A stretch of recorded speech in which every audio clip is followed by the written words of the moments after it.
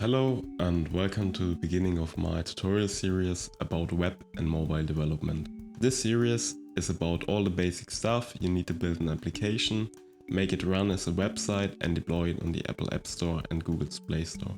For the tutorials I built an example app. You can find it on the web and in the App and Playstore. See the links in the description. Also, the code is free to use and you find it on Github.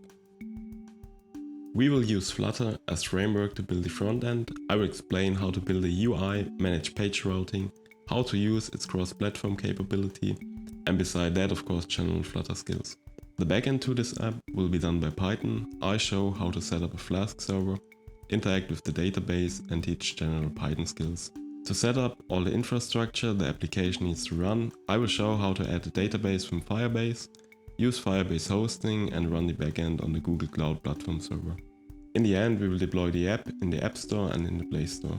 I hope this tutorial series will help some programmers with the struggles I had as well when I learned building websites and apps. Also, I want to thank my team that I enjoy working with. You will find links to their content in the description. Thanks all for watching, like and subscribe and see you next time.